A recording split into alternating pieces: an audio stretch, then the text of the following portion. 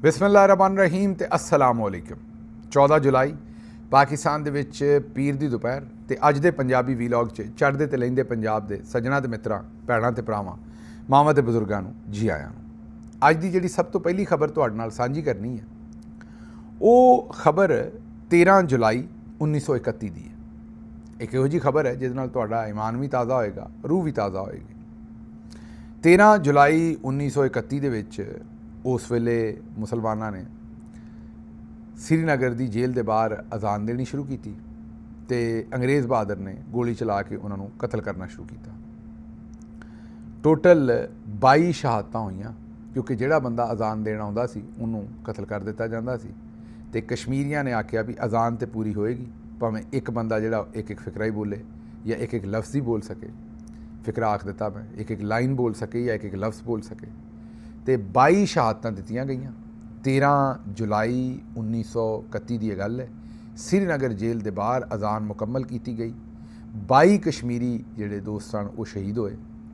डोगरा फौज ज़ाहिर है वो उस वेले ये डोगरा फौज जिहड़ी है वो अंग्रेज़ बहादुर के काम के उत्ते काम करती सी। डोगरा फौज ने अजान रोकण वास्ते हर अजान देने वाले नूं शहीद किया, लेकिन उस दे बावजूद कश्मीरियां ने उस दिन पूरी दुनिया नूं दस्सिया भी साडे कागज़ां दे विच हार नहीं है। जदों असीं किसी चीज़ के उत्ते खड़े हो जाइए तो फिर उन्होंने पूरा डिलीवर करांगे। तो 22 मैं जिस तरह तुहानूं दस्सिया कि कश्मीरी इस दिन शहीद होए सन। अज उन्होंने याद करन दा दिन है। ये बड़ा एक मैं ही आखांगा कि बड़ा एक पुरतपाक दिन है उस हिसाब नाल कि कश्मीरियां ने हुण भी जिहड़ी कश्मीर की आज़ादी की तहरीक चल रही है ज़ाहिर है इस सारे वाक़े नूं अगर वेखीए तो बंदे नूं पता लगता है कि कश्मीरियां ने किसी सूरत भी अपना पैर पिछे नहीं पुटना, बल्कि उन्होंने अपना हक लैके रहना है। पर देखने क्योंकि साढ़े तो चौधरी निज़ामुद्दीन साहब तो तकरीबन पूरी गलबात जी है वो इंडिया बहादुर दे नाल कर चुके हैं, अमरीका बहादुर के मशवरे दे नाल कि तुसी कश्मीर के उत्ते बस हुण ना ही समझो। तो लेकिन मैं जिस तरह तुहानूं कश्मीरियां की रेजिलियंस दसी है वो इस तरीके दे नाल गिव अप करन नूं तैयार नहीं। अच्छा जी, लाहौर के रहायशी इलाके हरबंसपुरा तो नौजवान नूं डाकुआं ने अगवा कर लिया। अगवा करके तो कच्चे दे इलाके पहुँचा दिता। ये हुण नवां काम है। ये डिलीवरी जिस तरह फूड डिलीवरी लभदी है ना, कच्चे दे डाकुआं नूं डिलीवरी लभदी है। लाहौरों बंदा चुकते हैं जाके कच्चे दे डाकुआं दे हवाले कर देंगे, वो तवान मंगते हैं। हुण उन्होंने उस नौजवान की वीडियो जारी की है और वो नौजवान जिहड़ा घर वालिਆਂ नूं आखण दिया कि तवान, उन्हें ज़्यादातर लोग गरीब घरां तो ने, वो बेचारे तवान देण जोगे भी नहीं है, लेकिन आख्या जाता उन्होंने कि जी तुसीं हुण तवान दिओ। उन्होंने कोई समझ नहीं कि वो हुण की करन ते किहड़े पासे जाण। अच्छा जी, अगली खबर तुहानूं पता ही है कि जिहड़े चाचा जी जिहड़े ने उन्होंने चुक्या गया और मारिया गया।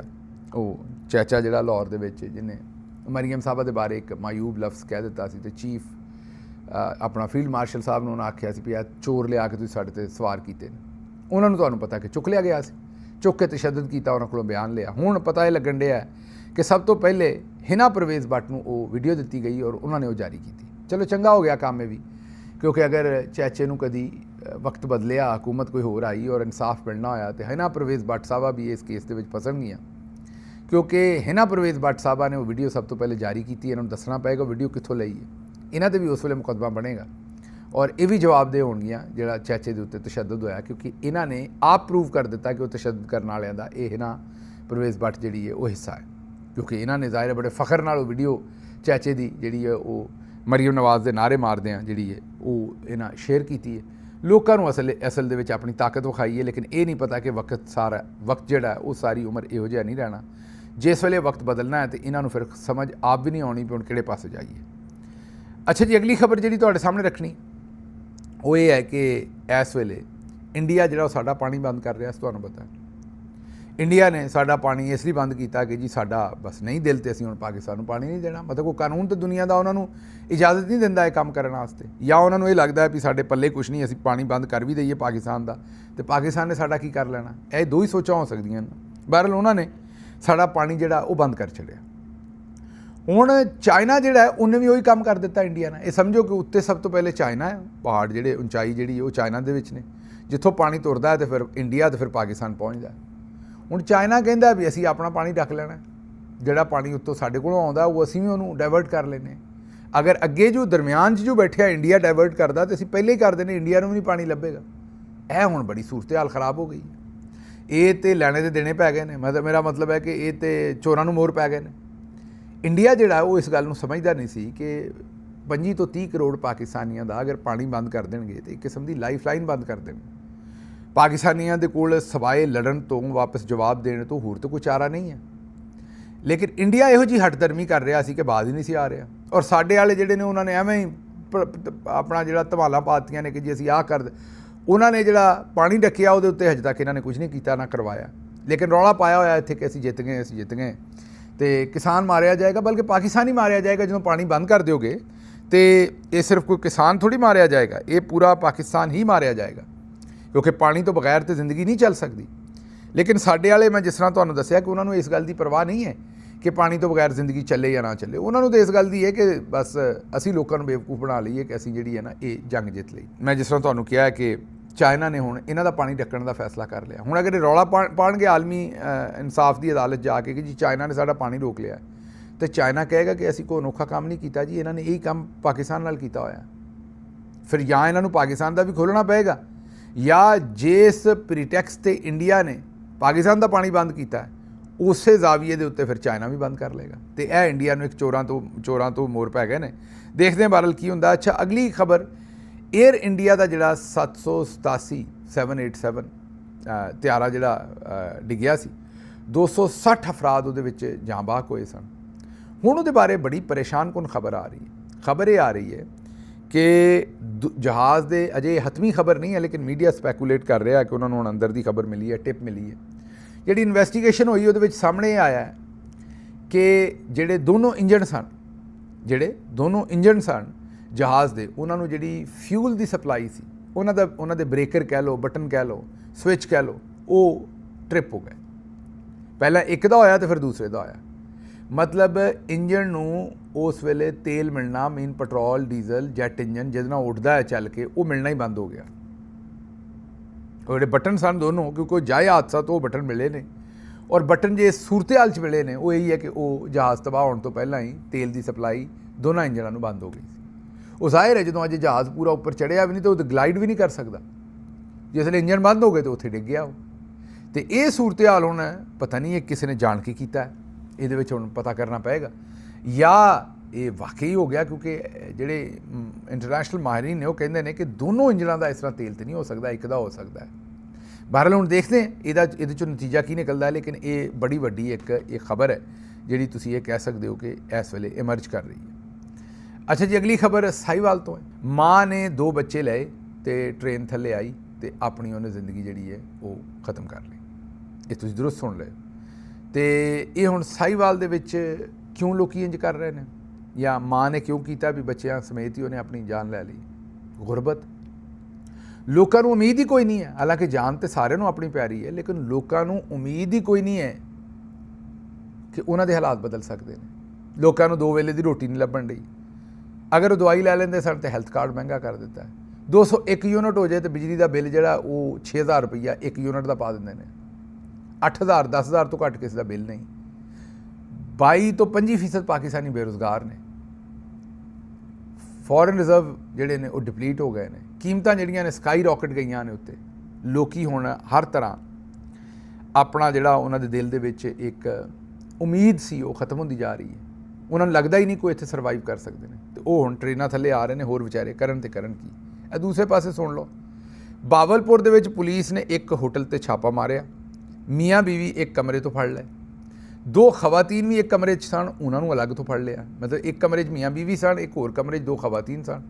ਉਹਨਾਂ ਨੂੰ ਅਰੈਸਟ ਕਰ ਲਿਆ। ਉਹਨਾਂ ਨੂੰ ਕਿਹਾ ਜੀ ਤੁਸੀਂ ਗਲਤ ਕਾਰੀ ਕਰ ਰਹੇ ਹੋ ਇੱਥੇ।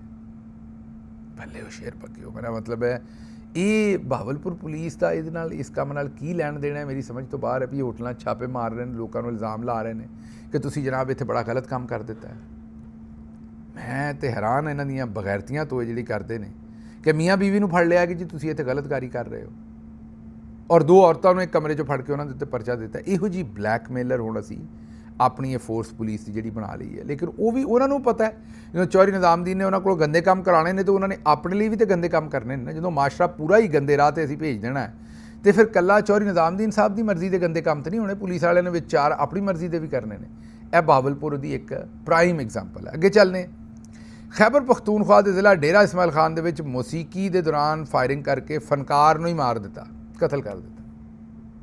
ਇਹ ਮੇਰੀ ਸਮਝ ਤੋਂ ਬਾਹਰ ਹੈ। ਜਿਹੜਾ ਸ਼ਾਦੀਆਂ ਵਿਆਹਾਂ ਦੇ ਵਿੱਚ ਫਾਇਰਿੰਗ ਕਰਦੇ ਨੇ, ਗੋਲੀਆਂ ਚਲਾਉਂਦੇ ਨੇ, ਛੋਟੇ ਬੱਚਿਆਂ ਨੂੰ ਮਾਰ ਦਿੰਦੇ ਨੇ, ਮਾਵਾਂ ਨੂੰ ਮਾਰ ਦਿੰਦੇ ਨੇ, ਕਈ ਵਾਰੀ ਦੂਲਾ ਹੀ ਮਾਰ ਦਿੰਦੇ ਨੇ ਜਿਹਦੀ ਸ਼ਾਦੀ ਹੁੰਦੀ ਹੈ। ਉਹ ਬਈ ਗੋਲੀਆਂ ਚਲਾ ਕੇ ਤੁਸੀਂ ਕੀ ਐਸਾ ਕਰਨਾ ਚਾਹੁੰਦੇ ਹੋ, ਸਮਝ ਤੋਂ ਬਾਹਰ ਹੈ। ਜੰਗ 'ਤੇ ਚੱਲੇ ਹੋ। ਇਹ ਹੁਣ ਵਿਚਾਰਾ ਜਿਹੜਾ ਸਿੰਗਰ ਗਾ ਰਿਹਾ ਸੀ ਉਹ ਹਵਾਈ ਫਾਇਰਿੰਗ ਕੀਤੀ, ਜਿਹਨੂੰ ਸ਼ੌਕ 'ਚ ਫਾਇਰਿੰਗ ਆਉਂਦੇ ਨੇ, ਜਾਂ ਜਿਹਨੂੰ ਬੜੇ ਫਖਰ ਨਾਲ ਕਰਦੇ ਨੇ ਕਿ ਜੀ ਸ਼ਾਦੀ 'ਤੇ ਆਏ ਤੇ ਅਸੀਂ, ਜਾਂ ਕਿਸੇ ਦੀ ਸ਼ਾਦੀ ਹੈ ਅਤੇ ਉੱਥੇ ਜਨਾਬ ਅਸੀਂ ਗੋਲੀਆਂ ਚਲਾਉਣੀਆਂ ਨੇ ਕਿਉਂਕਿ ਸਾਨੂੰ ਬੜਾ ਫਖਰ ਹੈ, ਕੋਈ ਬੜਾ ਝੰਡਾ ਕੱਢ ਦਿੱਤਾ ਹੈ। ਉੱਥੇ ਹੁਣ ਉਹ ਵਿਚਾਰਾ ਜਿਹੜਾ ਡੇਰਾ ਇਸਮਾਇਲ ਖਾਨ ਦੀ ਇਹ ਗੱਲ ਹੈ, ਉੱਥੇ ਜਿਹੜਾ ਵਿਚਾਰਾ ਸਿੰਗਰ ਸੀ ਉਹਨੂੰ ਗੋਲੀ ਵੱਜੀ ਅਤੇ ਉਹ ਫਾਰਿਗ ਹੋ ਗਿਆ। ਇੰਡੀਆ ਤੋਂ ਲੈ ਲਓ ਖਬਰ। ਇੰਡੀਆ ਤੋਂ ਬੀਵੀ ਨੇ ਸੈਲਫੀ ਬਣਾਉਣ ਦੇ ਬਹਾਨੇ ਸ਼ੌਹਰ ਨੂੰ ਜਿਹੜਾ ਉਹ ਨਦੀ ਦੇ ਵਿੱਚ, ਨਾਲੇ ਦੇ ਵਿੱਚ ਧੱਕਾ ਦੇ ਦਿੱਤਾ। ਵੀਡੀਓ ਤੁਹਾਨੂੰ ਨਜ਼ਰ ਆ ਰਹੀ ਹੈ। ਇਹ ਵੀ ਇੱਕ ਨਵੀਂ ਡਿਵੈਲਪਮੈਂਟ ਹੈ ਉੱਥੋਂ। ਇਹ ਭਾਰਤੀ ਰਿਆਸਤ ਕਰਨਾਟਕ ਦੇ ਜ਼ਿਲ੍ਹਾ ਰਾਂਚੌਰ ਜਿਹੜਾ ਉਹਦੇ ਵਿੱਚ ਖਾਤੂਨ ਨੇ ਸ਼ੌਹਰ ਨੂੰ ਕਿਹਾ ਵੀ ਆ ਤੇਰੀ ਤਸਵੀਰ ਖਿੱਚਦੀ ਹੈ, ਅਤੇ ਉੱਥੇ ਉਹਦਾ ਬਣਾ ਕੇ ਪੋਜ਼ ਸ਼ੋਜ਼ ਅਤੇ ਉਹਨੂੰ ਬਾਅਦ 'ਚ ਧੱਕਾ ਦੇ ਕੇ ਅਤੇ ਨਦੀ 'ਚ ਸੁੱਟ ਦਿੱਤਾ। ਇਹ ਵੀ ਕੰਮ ਮੈਂ ਇਹੀ ਦੱਸਿਆ ਵੀ ਤੁਹਾਨੂੰ, ਇਹ ਦੋਵੇਂ ਪਾਸੇ ਵੇਖ ਲਓ, ਇੱਕ ਨਦੀ ਸੁੱਟਣ ਡਈ ਅਤੇ ਇੱਕ ਨੇ ਸ਼ਾਦੀ 'ਤੇ ਫਖਰੀਆ ਫਾਇਰਿੰਗ ਕਰਕੇ ਅਤੇ ਉੱਥੇ ਬੰਦੇ ਜਿਹੜੇ ਨੇ ਉਹ ਮਾਰ ਛੱਡੇ। ਅੱਛਾ ਜੀ, ਅਗਲੀ ਖਬਰ ਜਿਹੜੀ ਤੁਹਾਨੂੰ ਦੇਣੀ ਹੈ ਉਹ ਆਲੀਆ ਹਮਜ਼ਾ ਸਾਹਿਬਾ ਨੇ ਆਖਿਆ ਕਿ ਮੈਨੂੰ ਜਿਹੜਾ ਉਹ ਨਹੀਂ ਬੁਲਾਇਆ ਗਿਆ ਲਾਹੌਰ ਦੇ ਵਿੱਚ ਜਿਹੜਾ ਸਾਰਾ ਕੰਮ ਹੋਇਆ। ਉਹ ਉਹਨਾਂ ਨੇ ਖੁੱਲ੍ਹ ਕੇ ਕਹਿ ਦਿੱਤਾ ਕਿ ਮੈਨੂੰ ਮਨਾ ਕੀਤਾ ਗਿਆ ਔਰ ਹੁਣ ਮੇਰੇ ਬਾਰੇ ਗਲਤ ਬਿਆਨੀ ਕੀਤੀ ਜਾ ਰਹੀ ਕਿ ਮੈਂ ਕਿਤੇ ਮਸਰੂਫ ਸਾਂ। ਉਹਨੇ ਕਿਹਾ ਮੈਂ ਕਿਤੇ ਮਸਰੂਫ ਨਹੀਂ ਸਾਂ, ਮੈਨੂੰ ਜਾਣਬੁੱਝ ਕੇ ਇਨਵਾਈਟ ਨਹੀਂ ਕੀਤਾ ਗਿਆ ਉਸ ਫੰਕਸ਼ਨ 'ਤੇ ਜਿੱਥੇ ਗੰਡਾਪੁਰ ਸਾਹਿਬ ਆਏ। ਇਹ ਵੀ ਜ਼ਾਹਿਰ ਹੈ ਬੜੀ ਸੀਰੀਅਸ ਗੱਲ ਹੈ। ਵੇਖਦੇ ਇਹਨੂੰ ਹੁਣ ਗੰਡਾਪੁਰ ਸਾਹਿਬ ਔਰ ਦੂਸਰੇ ਕਿਸ ਤਰ੍ਹਾਂ ਰਿਸਪੌਂਡ ਕਰਦੇ ਨੇ। ਲੇਕਿਨ ਹੈ ਜ਼ਿਆਦਤੀ ਜਿਸ ਵੇਲੇ ਉਹ ਇਸ ਵੇਲੇ ਚੀਫ ਆਰਗੇਨਾਈਜ਼ਰ ਨੇ ਪਾਰਟੀ ਦੀ ਪੰਜਾਬ ਦੀ, ਅਤੇ ਫਿਰ ਕਿਉਂ ਉਹਨੂੰ ਇਹਨਾਂ ਸਾਰਿਆਂ ਕੰਮਾਂ ਤੋਂ ਬਾਹਰ ਰੱਖਿਆ ਜਾ ਰਿਹਾ, ਇਹ ਮੇਰੀ ਸਮਝ ਤੋਂ ਬਾਹਰ। ਅੱਛਾ, ਅਗਲੀ ਖਬਰ ਬੜੀ ਇੰਟਰਸਟਿੰਗ ਹੈ। UAE ਦੇ ਵਿੱਚ, ਅਰਬ ਅਮਾਰਾਤ ਦੇ ਵਿੱਚ, ਤੁਸੀਂ ਵੇਖਿਆ ਹੋਏਗਾ ਪਾਕਿਸਤਾਨ 'ਚ ਵੀ ਪੂਰੀ ਦੁਨੀਆ 'ਚ ਵੀ ਕਿਤੇ ਵੀ ਐਕਸੀਡੈਂਟ ਹੋਵੇ ਅਤੇ ਅਗਰ ਵੱਡੀ ਸੜਕ ਹੈ, ਇੱਕ ਪਾਸੇ ਐਕਸੀਡੈਂਟ ਹੋ ਗਿਆ ਅਤੇ ਉੱਥੋਂ ਦੀ ਲੰਘਦੇ ਹੋਇਆ ਹਰ ਬੰਦਾ ਬ੍ਰੇਕ ਮਾਰੇਗਾ, ਸਲੋ ਕਰੇਗਾ, ਫਿਰ ਮੂੰਹ ਬਾਹਰ ਕੱਢ ਕੇ ਅਤੇ ਉਹਨੂੰ ਵੇਖੇਗਾ ਗੌਰ ਨਾਲ ਐਕਸੀਡੈਂਟ ਨੂੰ, ਔਰ ਫਿਰ ਬਸ ਐਵੇਂ ਕੋਈ ਮਿੰਟ ਡੇਢ ਜ਼ਾਇਆ ਕਰਕੇ ਤੇ ਅੱਗੇ। ਹਰ ਗੱਡੀ ਵਾਲਾ ਇਹੀ ਕਰਦਾ। ਜਦੋਂ ਹਰ ਗੱਡੀ ਵਾਲਾ ਇਹ ਕਰਦਾ ਤਾਂ ਪਿੱਛੇ ਟ੍ਰੈਫਿਕ ਬਲੌਕ ਹੋ ਜਾਂਦੀ। ਮੀਲਾਂ ਦੇ ਮੀਲ ਜਿਹੜੇ ਮਤਲਬ ਲਾਹੌਰ ਇਸਲਾਮਾਬਾਦ ਚਲੋ ਮੀਲਾਂ ਦੇ ਮੀਲ ਨਹੀਂ ਹੁੰਦੇ, ਲੇਕਿਨ ਅਮਰੀਕਾ ਦੇ ਵਿੱਚ ਔਰ ਦੂਸਰੀਆਂ ਜਗ੍ਹਾ ਦੇ ਉੱਤੇ ਇਸ ਕਰਤੂਤ ਦੀ ਵਜ੍ਹਾ ਤੋਂ ਮੀਲਾਂ ਦੇ ਮੀਲ ਜਿਹੜੇ ਨੇ ਉਹ ਪਿੱਛੇ ਬਲੌਕੇਜ ਹੋ ਜਾਂਦੀ। ਦੁਬਈ 'ਚ ਵੀ ਹੁੰਦੀ ਹੈ ਜ਼ਾਹਿਰ। ਹੁਣ ਦੁਬਈ ਨੇ ਇਹ ਕਿਹਾ ਹੈ ਕਿ ਮੁਤਹਦਾ ਅਰਬ ਅਮਾਰਾਤ ਨੇ ਕਿਹਾ ਹੈ ਕਿ ਅਗਰ ਕੋਈ ਹਾਦਸਾ ਹੁੰਦਾ ਸੜਕ 'ਤੇ ਔਰ ਤੁਸੀਂ ਉੱਥੋਂ ਲੰਘ ਰਹੇ ਹੋ ਔਰ ਤੁਸੀਂ ਉਹਨੂੰ ਖਲੋ ਕੇ ਵੇਖਣ ਦੀ ਕੋਸ਼ਿਸ਼ ਕੀਤੀ ਜਾਂ ਗੱਡੀ ਸਲੋ ਕੀਤੀ ਉਹਦੇ ਵੱਲ ਵੇਖ ਕੇ, ਅਤੇ ਤੁਹਾਨੂੰ 1000 ਦਿਰਹਮ ਜਿਹੜਾ ਜੁਰਮਾਨਾ ਕਰਾਂਗੇ। ਉਹਦੀ ਵਜ੍ਹਾ ਕੀ ਹੈ?